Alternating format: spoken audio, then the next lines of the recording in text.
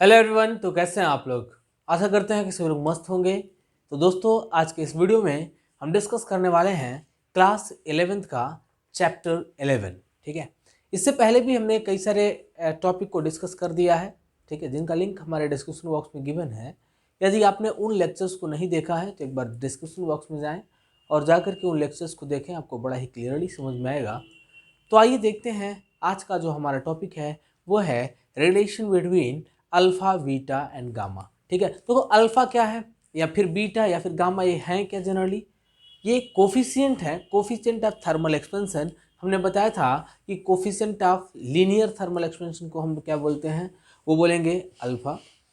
Coefficient of areal expansion को हम बोलते हैं beta, and coefficient of volume expansion को हम बोलते हैं गामा। ठीक है, तो इन तीनों में देखो क्या रिलेशनशिप होते हैं, इन्हीं को हम यहाँ पर डिस्कस करेंगे। क्या लिखते हैं? Relation between alpha beta and gamma. देखो, अगर हमने कंसिडर कर लिया कि यह क्यूब है, इस क्यूब का लेंथ एल दिया हुआ है, ठीक है, कोई एक साइड हमने इसका ले लिया, इस क्यूब का जो साइड दिया हुआ है वो है एल, मान लिया इसको एल, एट टेम्परेचर T1। ठीक है, T1 टेम्परेचर पर इसका लेंथ एल है। जैसे ही हमने इसके टेम्परेचर को बढ़ाया, यानी कि इस टेम्परेचर को T1 को T2 में जो हमने कन्वर्ट किया, तो इसके लेंथ में थोड़ा इंक्रीमेंट आ गया। ठीक है, और अभी जो इसका लेंथ है वो एल डैश हो गया।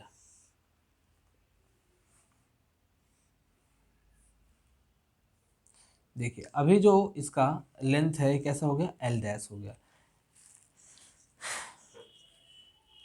हम जानते हैं कि यदि हम वॉल्यूम ऑफ क्यूब की बात करें, ये T2 टेम्परेचर पर देखिएगा। हाँ, तो अगर हम वॉल्यूम ऑफ क्यूब की बात करें तो यहाँ पर लिखेंगे as we know that volume of cube बराबर होता है एल क्यूब। ठीक है, यानी साइड का क्यूब होता है। वॉल्यूम को हम V से रिप्रेजेंट करते हैं, तो V इज हो जाएगा एल क्यूब। आप सभी जानते हैं इस चीज़ को।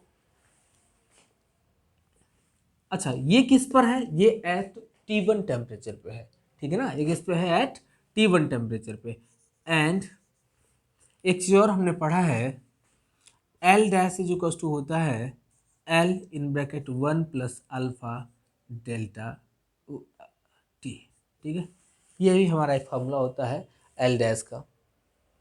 एंड वी डैश देखो कितना है, जब हमने टेम्परेचर को बढ़ाया, टेम्परेचर को बढ़ाने पर हम देख रहे हैं कि वॉल्यूम में चेंजिंग आ जाएगी, क्योंकि इसका पूरा लेंथ चेंज हो जाएगा, और पूरा लेंथ चेंज हो जाने से इसका वॉल्यूम भी चेंज हो जाएगा। यानी कि यहाँ पे v dash is equal to मिल जाएगा आपको l cube in bracket 1 plus alpha delta t का होल क्यूब। ठीक है, ये हमारा फार्मूला होगा वी डैश का। ठीक, चलो इसको सॉल्व कर लेते हैं, देखते हैं कितना मिलेगा हमें। V dash is equal to मिल जाएगा एल क्यूब इन ब्रैकेट, यहाँ पर हम देख रहे हैं ये अल्फ़ा जो वैल्यू है ये बहुत कम होता है। ठीक है, बहुत कम वैल्यू होने के कारण हम यहाँ पे बाइनोमियल थ्योरम का इस्तेमाल कर सकते हैं। बाइनोमियल थ्योरम देखो जनरली क्या होता है, 1 प्लस एक्स यदि दिया है एंड इफ पे पावर n है, and if the value of x is very small, ठीक है, तो उस कंडीशन में ये जो n है इसके सामने आ जाता है 1 प्लस एन एक्स, यानी कि इस फॉर्म में कन्वर्ट हो जाता है अगर x की वैल्यू बहुत स्मॉल है तो। और हम देख रहे हैं कि यहाँ पे अल्फ़ा की वैल्यू ऑलरेडी बहुत छोटी है। जब अल्फ़ा की वैल्यू छोटी है तो हम यहाँ पर लिख सकते हैं 1 प्लस 3 अल्फ़ा डेल्टा टी। ठीक है, बोलो ये चीज़ समझ में आ गया? ये 3 यहाँ पर आ गया, बाइनोमियल थ्योरम का हमने इस्तेमाल किया हुआ है। नाउ आपने एक इक्वेशन पढ़ा है, गामा इज इक्वल टू होगा delta we upon we delta T. ठीक है, वी डेल्टा टी। अच्छा, फिर देखिएगा गामा इज इक्वल टू क्या लिखोगे, ये 3 पावर है इसका, तो गामा इज इक्वल टू क्या लिखोगे, यहाँ पे डेल्टा वी का मतलब क्या है? V dash minus V upon V into delta T, ठीक है। फिर देखिएगा गामा इज इक्वल्स टू, यहाँ पे वी डैश के जगह पे वी डैश का वैल्यू रख लो।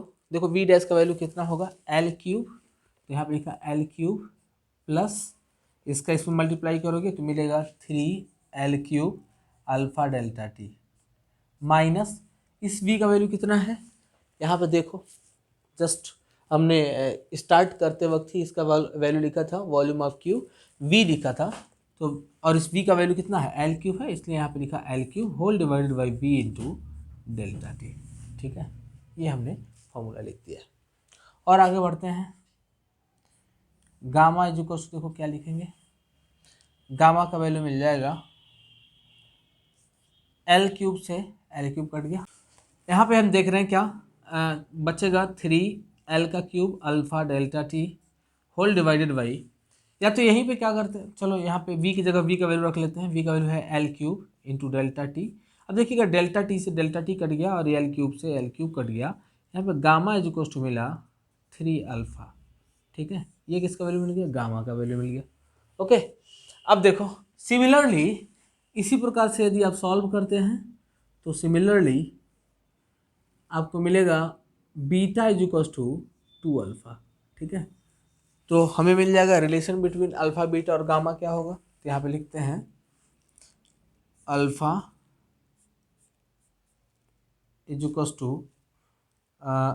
बीटा बाई 2, देखो 2 को इधर भेज दो तो beta by 2 is equals to, यहाँ पे देखो 3 को इधर भेज दो तो हो जाएगा गामा बाई 3। तो ये हमारा रिलेशन मिल जाएगा, relation between alpha beta and gamma, ठीक है। तो जल्दी से वीडियो को पॉज करके आप नोट कर लें इसे, फिर हम आगे बढ़ते हैं अपने अगले टॉपिक की ओर।